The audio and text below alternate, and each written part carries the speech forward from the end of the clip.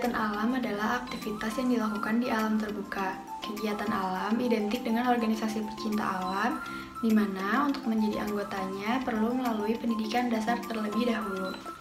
Pendidikan dasar adalah proses pengubahan sikap dan perilaku seseorang atau kelompok melalui upaya pengajaran dan pelatihan untuk menjadi anggota baru organisasi pecinta alam supaya tercapai sikap dan pengetahuan dasar pecinta alam. Dalam kegiatan alam dan pendidikan dasar diperlukan perencanaan dan persiapan di bidang kesehatan yang berperan penting untuk mencegah terjadinya risiko sakit, terluka, ataupun risiko fatal yang tidak diinginkan selama kegiatan. Bagaimana cara melakukan persiapan dan perencanaan kesehatan tersebut? Yang pertama yaitu dengan melakukan pemeriksaan kesehatan baik peserta maupun panitia. Tujuannya adalah untuk mengetahui riwayat penyakit dan mengetahui kondisi kesehatan sebelum berkegiatan. Yang kedua yaitu risk assessment untuk mengetahui faktor risiko dan bahaya yang mungkin terjadi selama kegiatan. Yang ketiga yaitu tas medis dan peralatan kesehatan untuk membawa obat-obatan dasar dan peralatan penunjang. Dan yang terakhir yaitu Emergency Rescue Procedure atau yang biasa disingkat sebagai ERP, yaitu perencanaan penyelamatan jika terjadi bencana atau kecelakaan saat berkegiatan agar dapat dilakukan secara efektif dan efisien. Berikut adalah contoh kasus yang terjadi pada saat Long March. Long March diikuti oleh peserta, pelatih, dan juga tim medis. Persiapan dan perencanaan yang pertama kali dapat dilakukan adalah medical check-up atau pengecekan kesehatan untuk mengetahui apakah seseorang memiliki gejala awal suatu penyakit dan beresiko lebih tinggi terhadap suatu masalah kesehatan. Sehingga sedini mungkin faktor resiko dapat dikenali dan dihindari, dan kita bisa memberikan pengawasan lebih untuk peserta dengan riwayat kesehatan tertentu seperti asma, alergi, kejang, epilepsi, ataupun cedera seperti patah tulang. Juga untuk mengetahui penanganan terbaik ketika munculnya masalah kesehatan berdasarkan riwayat penyakit peserta. Selain itu juga berperan untuk mengingatkan peserta membawa obat pribadi seperti pada kasus ini, diketahui bahwa peserta Long March memiliki riwayat patah tulang, sehingga diperlukan pengawasan lebih pada saat terjadinya kegiatan.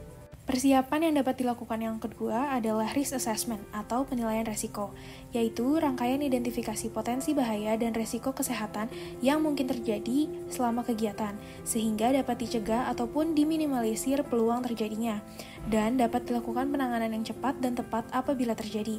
Penilaian resiko berperan untuk mengidentifikasi resiko keselamatan dan kesehatan selama berkegiatan, mengidentifikasi kesigapan anggota terhadap terjadinya bahaya atau masalah, dan untuk menurunkan resiko dalam berkegiatan dengan menerapkan pencegahan. Penilaian resiko tersusun atas kegiatan apa saja yang akan dilakukan disertai dengan resiko yang dapat terjadi. Contohnya, kegiatan Long March memiliki resiko kegiatan kram dan dehidrasi. Kemudian, tingkat resiko berisi pengaruh resiko terhadap kesehatan dan keselamatan mulai dari ringan hingga berat. Contohnya, pada dehidrasi memiliki tingkatan ringan hingga berat yang dapat mengancam jiwa. Selanjutnya adalah pencegahan, yaitu cara yang dilakukan untuk menurunkan resiko pada kegiatan agar tidak terjadi. Contohnya, untuk mencegah dehidrasi, minum yang cukup atau minum elektrolit, serta membasahi topi secara berkala selama kegiatan untuk meminimalkan paparan panas matahari. Kemudian dilanjutkan dengan deskripsi gejala, yaitu mengenai tanda-tanda dari munculnya masalah kesehatan yang mungkin terjadi. Contohnya, pada dehidrasi, memiliki tanda-tanda tubuh terasa lebih hangat, elastisitas kulit menurun, merasa haus, dan penurunan urin. Dan yang terakhir adalah penanganan, berisi penanganan dari resiko kegiatan. Contohnya, penanganan dehidrasi adalah memberikan cairan olit apabila korban sadar atau dengan pemberian infus bila korban tidak sadar. Kesimpulannya adalah, prinsip dalam penyusunan penilaian resiko yaitu tentukan kegiatan apa saja yang akan dilakukan, menganalisa apa saja risiko yang dapat terjadi selama kegiatan, serta bahaya kesehatan yang menyertai, serta menganalisis gejala yang mungkin terjadi, kemudian mencatat pencegahan dari risiko tersebut dan mengingatkan kepada seluruh peserta agar dapat diterapkan dan mencatat penanganan dari risiko mulai dari tingkatan ringan hingga berat. Pada saat kasus terjadi, korban akan dipindahkan ke tempat yang lebih aman dan oleh tim medis dilakukan survei primer dan diberikan pertolongan pertama. Persiapan dan perencanaan selanjutnya dalam menghadapi kasus serupa yaitu dengan persiapan dan perencanaan tas medis dan logistik kesehatan. Tas medis adalah tas yang berisi obat dan alat kesehatan yang digunakan untuk pertolongan pertama terhadap luka atau cedera dan masalah kesehatan lainnya di tempat kejadian, sehingga meminimalkan cedera atau sakit semakin parah sebelum dilakukan evakuasi. Tas medis terbagi menjadi dua jenis, yaitu tas medis besar dan tas medis kecil, yang mana berdasarkan keperluannya, perbandingan tas medis besar dan kecil umumnya 1:2. Tujuan adanya distribusi tas medis adalah agar obat lebih mudah dijangkau untuk memberikan penanganan. Selain itu, jika terlalu banyak tas medis besar, maka akan terjadi pemborosan obat yang dibawa. Isi tas medis secara garis besar terdiri atas dua, yaitu obat dan alat kesehatan. Pada tas medis terdapat beberapa jenis dan golongan obat, yaitu obat asam lambung, obat anti nyeri, obat anti demam, obat pelebar saluran pernafasan, obat anti muntah, obat anti alergi, suplemen, obat luar, obat anti radang, trauma kit, infus kit, alat pemeriksaan kesehatan, dan perlengkapan gawat darurat.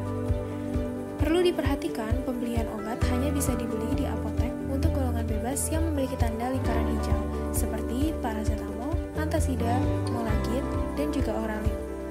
Kemudian untuk obat golongan terbatas dengan tanda lingkaran biru dan keras dengan tanda lingkaran merah hanya bisa dibeli dengan resep dokter, sehingga obat-obatan tersebut tidak dianjurkan untuk dibawa dan digunakan tanpa pengawasan dokter untuk menghindari kejadian yang tidak diinginkan, seperti overdosis ataupun efek samping yang terjadi karena pemakaian, sehingga isi tas medis hanya obat-obat yang bisa dibeli secara bebas jika selama kegiatan tidak terdapat dokter yang mengawasi.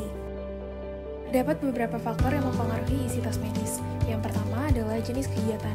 Setiap kegiatan memiliki faktor risiko kesehatan yang paling mungkin terjadi, dan hal tersebut akan mempengaruhi jumlah obat penanganan untuk faktor risiko tersebut yang perlu dibawa. Lalu selanjutnya adalah jumlah peserta.